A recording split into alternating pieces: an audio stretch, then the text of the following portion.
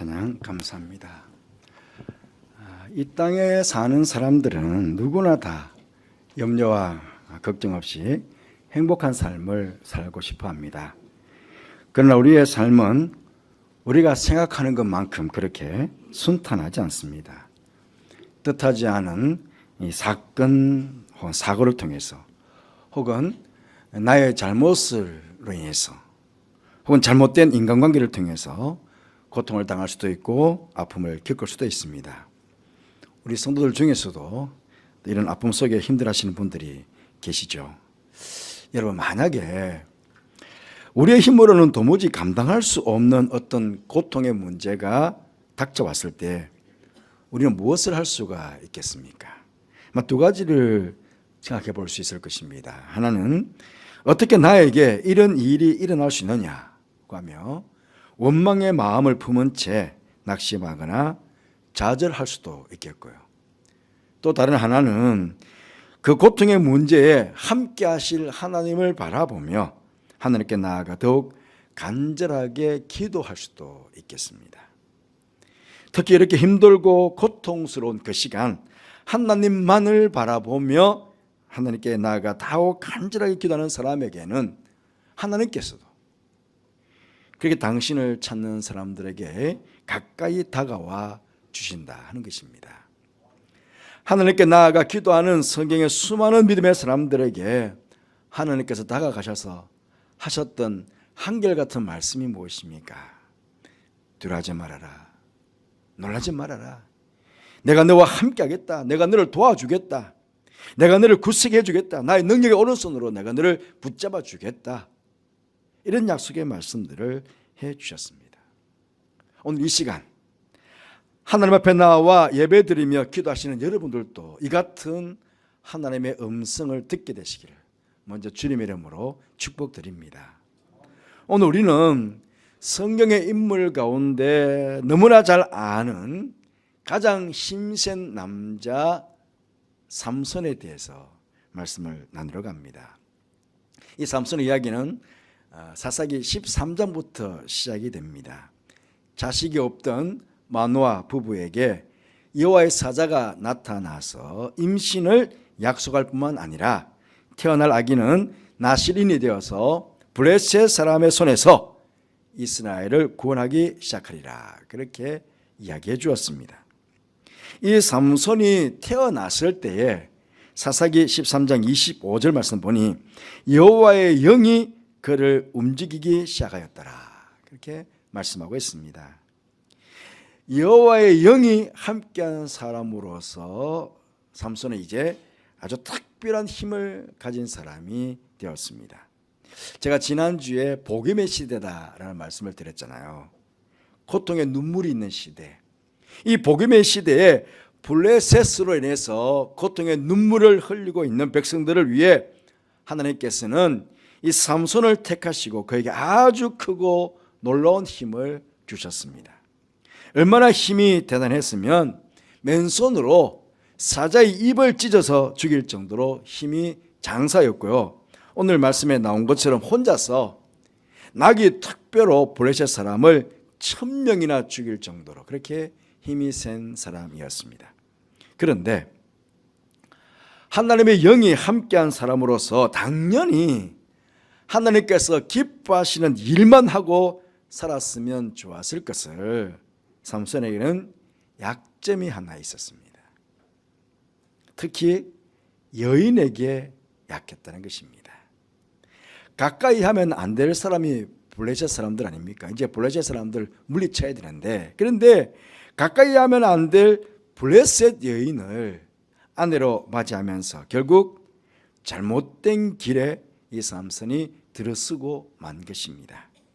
이 결혼으로 인해서 삼손은 하나님께서 주신 힘을 하나님을 위해서 거룩한 싸움에 사용한 것이 아니라 자신의 일에 사적인 복수를 위해서 이 하나님의 주신 힘을 남용을 하는 것을 우리가 보게 됩니다.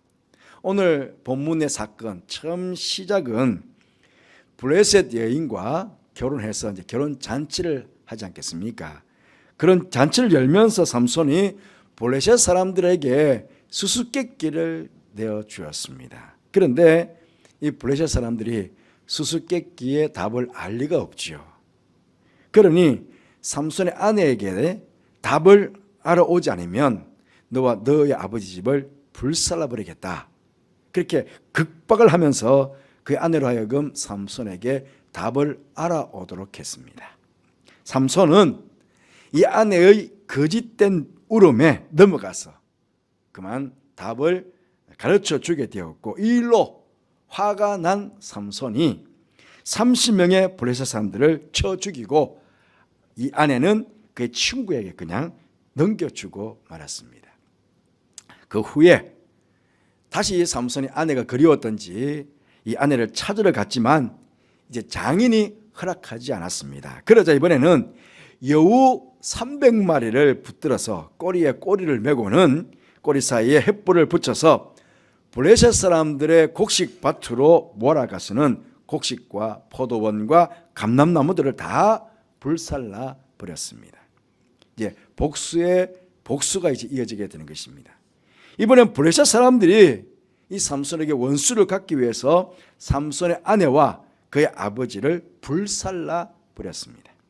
삼손은 다시 그에 대한 안갚음으로 그냥 블레셋 사람들을 무자비하게 그냥 살인을 저지르게 됩니다. 다시 또 이 일로 블레셋 사람들이 삼손에게 복수하기 위해서 이제는 유다로 쳐들어오게 됩니다. 그러자 유다 사람들이 3,000명을 동원하여 이 삼손을 잡아서 블레셋 사람들에게 넘겨주게 됩니다. 하지만 오늘 본문에 보시듯이 그 밧줄이 말이죠, 삼손을 결박했지만 힘센 삼손은 자신을 결박한 그 밧줄을 불에 탄 삼처럼 아주 쉽게 끊어버리고선 옆에 있던 나귀 턱뼈로 블레셋 사람 1,000명을 죽였습니다. 삼손은 그렇게 죽은 1,000명의 사람들을 두 더미로 쌓아놓고선 라맛레히 턱뼈의 산이라고 불렀습니다. 여러분, 이 승리의 기쁨도 잠시 곧 삼손은 목이 심히 말라 죽을 지경이 되었습니다. 그나마 다행인 것은 삼손은 죽을 것 같은 이 타는 목마름 앞에서 하나님을 찾았다 하는 사실입니다. 오늘 제가 여러분에게 강조하고 싶은 말씀입니다. 그 타는 목마름 가운데 그는 하나님을 찾았다 하는 것입니다. 그는 하나님 앞에서 부르짖어 기도합니다. 18절 말씀에 삼손의 심히 목이 말라 여호와께 부르짖어 이르되 주께서 종의 손을 통하여 이 큰 구원을 베푸셨사오나 내가 이제 목말라 죽어서 할례받지 못한 자들의 손에 떨어지게 되겠나이다. 그렇게 하나님께 목마름을 호소하게 됩니다. 우리가 앞서 보았지만 삼손은 하나님의 영에 사로잡힌 자였습니다. 영에 함께한 사람이었지고 그렇게 그 능력으로 힘센 사람이 되었지만은 어쨌습니까? 신앙적으로 잘못된 선택을 한 사람이었고 그 힘을 남용한 사람이었습니다. 그렇죠? 우리가 쭉 앞에 말씀들을 쭉 읽어보면 하나님의 영에 붙잡혀 있었고 하나님의 영이 있었기 때문에 힘센 사람이었는데 그 힘을 가지고 잘못된 길에 신학적으로 잘못된 선택을 하고 잘못된 길에 들어서 가지고 자기의 사적인 복수만 행했던 그런 사람입니다. 뿐만 아니라 오늘 16절 말씀 보시면 이르되 나귀의 턱뼈로 한 더미 두 더미를 쌓았으며 나귀의 턱뼈로 내가 1,000명을 죽였도다. 자신에게 그렇게 싸울 수 있도록 힘을 주신 분이 하나님이신데 그 하나님께 영광을 돌리는 것이 아니라 내가 죽였다고 끝에 승리의 공로를 자신에게 돌리는 어떻게 보면 참 교만한 사람이기도 하였습니다. 그럼에도 그가 환난이 왔을 때에 그 문제로 불평하거나 원망하지 않고 하나님을 간절히 찾게 되었고 그런 삼손을 사랑 많으신 하나님께서는 외면하지 아니하시고 그의 기도를 들어주셨다 하는 것입니다. 오늘 19절 말씀에 하나님이 레히에서 한 우묵한 곳을 터뜨리시니 거기서 물이 솟아 나오는지라 삼손이 그것을 마시고 정신이 회복되어 소생하니 그러므로 그 샘 이름을 엔학고레라 불렀으며 그 셈이 오늘까지 레위에 있더라. 이 에나꼬레, 그 갈로 1번 뒤에 있죠. 갈로 2번 뜻은 부르짖은 자의 셈이라는 뜻입니다. 그렇습니다. 에나꼬레는 삼손이 목마름으로 죽을 것 같은 상황에서 부르짖어 기도함으로 하나님께서 응답해 주신 그야말로 은혜의 셈이었던 것입니다. 여러분, 우리가 믿는 하나님께서는 바로 이런 분이십니다. 때로는 우리가 연약해서 신앙적으로 잘못된 길에 들어설 수도 있고요, 때로는 하나님의 은혜를 잊어버린 채 하나님께 영광을 돌리지 않고 자신이 잘나서 그렇게 된 것인 양 우리가 교만하게 굴 때도 있습니다. 하지만 그럼에도 우리가 고통의 문제를 만나 하나님을 찾게 되면 은혜와 사랑의 하나님께서는 결코 우리를 외면치 않으시는 분이라는 것입니다. 우리가 사순절을 보내면서 십자가를 묵상하는 이유도 바로 여기에 있습니다. 하나님께서는 당신의 아들을 십자가에 못 박으셔서 우리를 구원해 주셨습니다. 그런데 우리를 구원하실 때에 우리가 하나님 앞에서 구원받을 만한 어떤 칭찬받을 만한 것들을 했기 때문에 하나님께서 당신의 아들을 십자가에 못 박아 죽이시고 우리를 구원하셨습니까? 절대로 아니죠. 로마서의 말씀 보시면 6절 말씀에 우리가 아직 연약할 때에 기약대로 그리스도께서 경건하지 않은 자를 위하여 죽으셨도다. 연약한 우리들 경건하지도 않았습니다. 5장 8절에 보니까 우리가 아직 죄인 되었을 때에 여전히 죄인이었습니다. 5장 10절 말씀에 곧 우리가 원수 되었을 때에 원수가 되었대요. 경건치도 않았고 죄인 여전히 죄를 짓고 있고 오히려 하나님과 원수가 된 우리들을, 그런데 우리를 하나님께서 당신의 아들을 십자가에 죽게 하심으로 구원하셨다 하는 사실입니다. 이런 사랑의 하나님께서 구원받은 우리들을, 하나님의 자녀된 우리들을 위해서 무엇인들 못하시겠습니까? 오늘 또 하나님의 자녀된 우리들이지만 이 땅을 사는 동안 우리의 연약한 믿음과 부족함 때문에 혹은 불신앙의 잘못함 때문에 삼손이 겪었던 그런 육체적인 목마름과의 고통과 영적인 목마름의 고통을 우리는 다 겪을 수 있습니다. 이 목마름의 문제를 우리가 어떻게 하면 해결할 수가 있겠습니까? 여러분, 목이 마르면 얼마만큼의 물이 있으면 그 목마름을 해결할 수가 있겠습니까? 아무리 목이 말라도 2세금 정도의 물만 있으면 목마름을 해소할 수 있지 않겠습니까? 마찬가지로 삼손이 목말라 죽을 만큼 되었어도 많은 물이 필요한 것이 아니라 2세 모금의 물이 있었으면 되지 않았을까요? 하지만 삼손에게 도움을 주어 그 물 2세 모금을 주어 마시게 할 사람이 삼손 옆에는 없었다는 것입니다.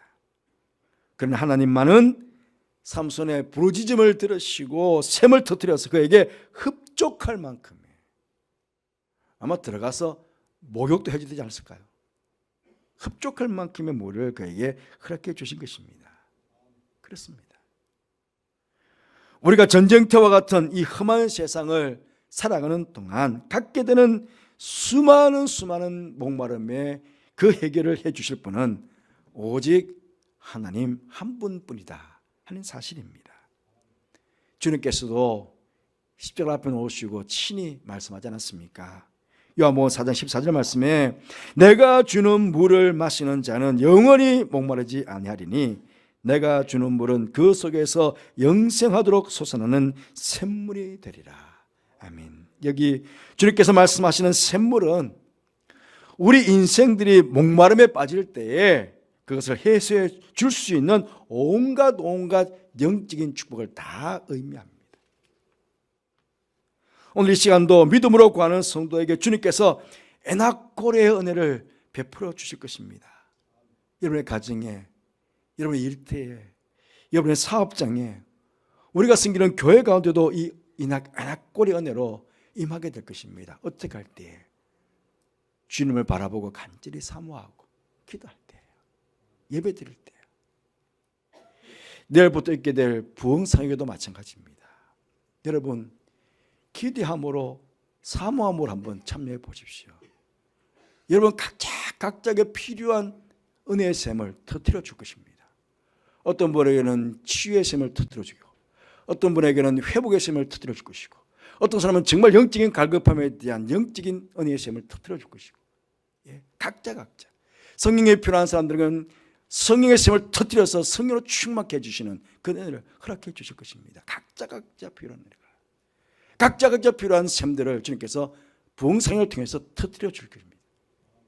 그런 기대감을 가지고, 그런 사모함을 가지고 여러분 부흥상에 참여해 보신 여러분 되시기를 바랍니다.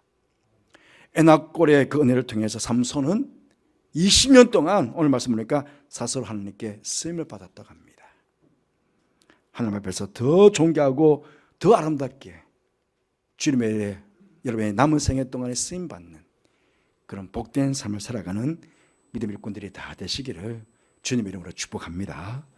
우리 함께 결단하며 기도했으면 좋겠습니다.